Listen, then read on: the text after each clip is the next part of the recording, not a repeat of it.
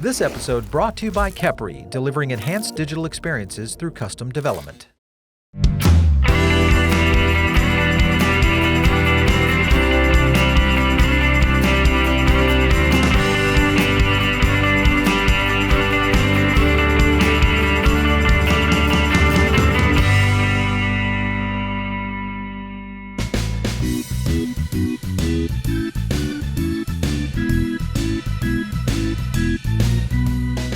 I often wonder, will fast casual ever be replaced by a more nimble business model that rolls with the punches of the future restaurant environment?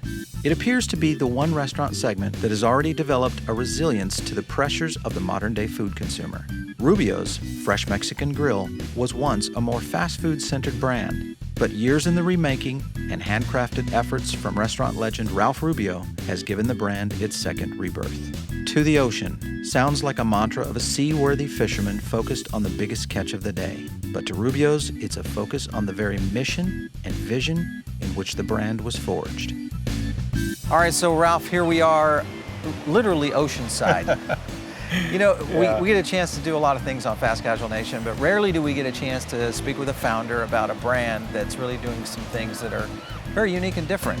This is a pretty interesting concept because it's really marrying up this whole idea around sustainability, community, and a brand like Rubio's that's really kind of putting all together the kind of the dots of being able to create a really great brand. Tell me, what was the kind of the idea behind that? I grew up in Southern California, and so the ocean has always been a big part of my life. And then when I moved down to San Diego State, one of the reasons I moved to San Diego was to be close to all these amazing beaches, and I surfed a lot in college. So very much my lifestyle's been about the beach, the ocean, and certainly Rubio's being in the fish taco business. Right. We really rely on the ocean to provide all the seafood that we serve. I mean, I think this year we will serve over 3.2 million pounds of seafood, and it's growing and growing fast. And so it's important that we have a healthy ocean to provide our food. A big part of what we do at Rubio's is to inform our guests about how important it is to be a good steward of the ocean and what it means around being involved environmentally and around the sustainable seafood effort. Well, for instance, we sell a lot of fish tacos, so we need to have lots of fish in the ocean to be able to serve fish tacos 30 years from now. And so we work closely with regions, with vendors, to make sure that whether it's the shrimp or the tilapia that we're using, that it's grown in a very in a responsible manner, in a very clean environment, and it's worked out well. Pretty much 80%, more than 80% of the seafood that we serve at Rubio's is deemed sustainable.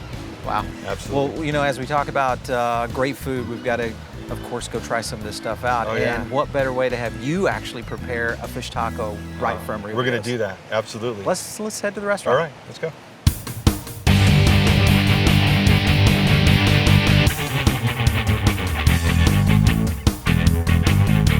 All right, Ralph, so here we are back at Rubio's, and we're in the kitchen now, really going to look at how you put together the signature fish taco. Well, where did all this come from? Well, as you know, fish tacos were the inspiration for the brand. Yeah. As a college student at San Diego State, on a spring break, I had my first fish taco, and honestly, as I stand here with you, I remember the taste of that first fish taco was so amazing. Wow. It's not like I'm a foodie guy or anything, but back I was 19 years old, just thought it was so delicious and amazing. Grew up around a lot of great Mexican food because my parents are from Mexico, Yep. but my love for fish tacos is really why we started Rubio's. So we'll start with a stone ground corn tortilla, and this is a proprietary recipe for Rubio's.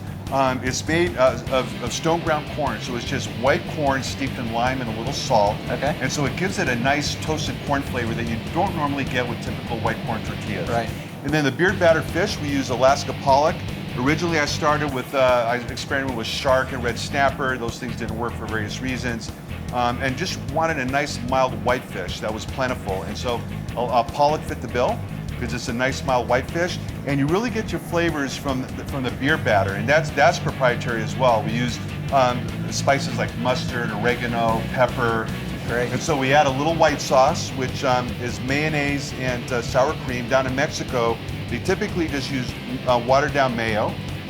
And then a red salsa, a mild salsa, which has cilantro, jalapenos, onions, serrano peppers, tomatoes, obviously. Yep. And so again, there's a lot of flavor going on, but One of the things I love about the fish taco is done Baja style. It's a very simple product. Right. So you get all these amazing flavors, very simple.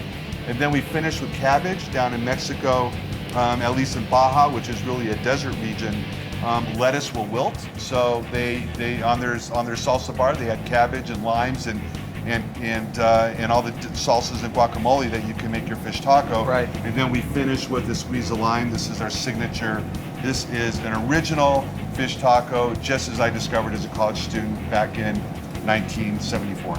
Ralph, let's head to the dining room, kind of look at some of these other menu items that we're going to kind of explore across what Rubio's is all about. Sounds good. Let's do that.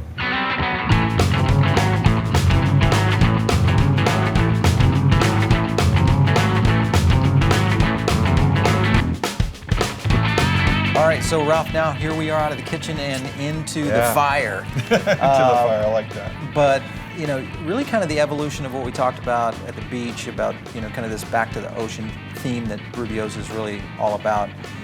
What a spread you have here. Kind of talk us through all these great seafood items. Well, you know, the origin for the brand, as I mentioned before, is original fish taco. And so what we wanted to do over the last few years, and we've been able to accomplish it, is to extend our menu into a lot of grilled seafood. So what I have here for you are mahi-mahi habanero grilled seafood tacos. We have our grilled gourmet shrimp taco with bacon and avocado. And we have our tilapia chipotle orange salad with avocado and Fresno chilies and mandarin oranges. So this is really high quality, very delicious coastal seafood. That is an extension of where we all started in San Felipe with the beer battered fish taco. Yeah, absolutely. When you look at how guests kind of come into a Rubio's, and as we were talking in the pre-show there, that salad, for instance. Right. I mean, if I were to see that sitting down at a Rubio's for the first time, I'm thinking, wow, what a great value I just got. Can you break that down? Sure, let's talk about it. Okay, so for the longest time we were in the chicken salad business, but most recently, as we've gone into more seafood, we developed this chipotle orange salad to really pair well with seafood. So for instance, we were using romaine lettuce typically for our chicken salads. So we went to a butter leaf spring mix blend. I like the butter leaf because the butter leaf has a nice soft texture to it that pairs well with the seafood. Everything that we do in terms of choice of ingredients is to enhance the grilled seafood experience.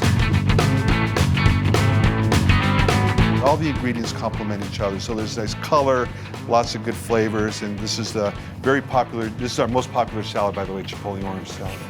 You being one of the poster children of fast casual in California, what were you seeing when you were building the brand Rubio's? What was sprouting up around you? What do you think is happening here? That's a great question because Rubio's is a 31-year-old brand. So we were pioneers in the space before there was the space. Right. And so my background was not ever in fast food. I actually waited tables through college, so I worked in full-service restaurants and managed a full-service restaurant when I started Rubio's. So I wanted to bring in those fast casual elements like high-quality food, the cleanliness and the service that typifies fast casual. Though I probably didn't go as far as I should have. And so what happened was, about 15 years into it, you know, then there was this burgeoning fast casual movement, and Rubio's had to catch up a little bit. Okay. And so all of a sudden, you know, the marketplace was flooded with some serious competitors, and so we had to grow conceptually, you know, away from our QSR roots. It just became very competitive, and so we had to evolve.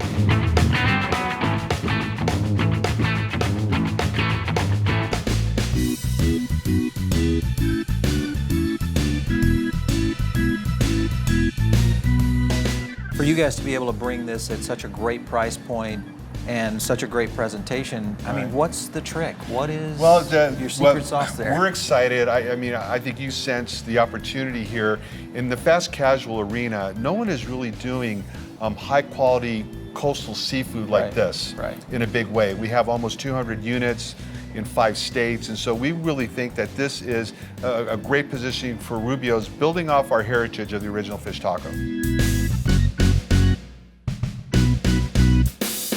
Just working with our suppliers all over the world to bring in fish affordably, and we can, for a $10 price point, you can get this flavor, this quality at a Rubio's. Is pretty amazing deal. Yeah, Ralph, you know, you've been in the fast casual segment, one of the pioneers of how this segment really launched.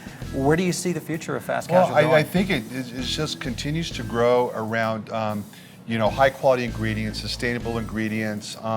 What I see going on is it's a very only the strongest will survive. I think what's key for any brand is to differentiate, and I think that's what I love about Rubio's. We've got a very unique story. The way we were inspired, and the whole Baja thing, me discovering fish tacos, and that has played through the brand. But we really, had to elevate and change quite a bit from where we were at the beginning. Yeah. People are more educated, as we were Yeah. talking about. They want to know the provenance of their food. They want to know how something was made. They like the story behind the food, not just Right. what's on the plate, but how did you make that for me? Where did it come from? And so I think there's going to be a big educational component.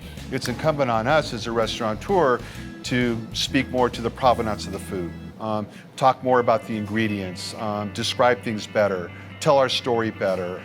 We talk about sustainability and how important that is, because it is important to, we do live in this global community, and we do have to take care of our resources as you live in California, you're well aware of that. We're in a drought situation right now. Yeah. And there's all these shortages that could be forthcoming if we're not careful, and be good stewards of the environment and the planet. And so that all plays in together. There's this holistic thing going on. Yeah. It's not just about putting food on the plate and collecting, the money at the till. There's this bigger picture, and I think that's really cool, though. Yeah. We're engaged in it. Our guests are engaged, and so it's more than just food. There's something bigger going on. So Ralph, we had a great time on the beach learning a little bit of Yeah. how you guys went back to the ocean. Got to see you do the signature fish taco. Thanks so much for your hospitality today here at Rubio. It's been amazing. Paul, my pleasure. Thanks for coming by. Absolutely. Anytime.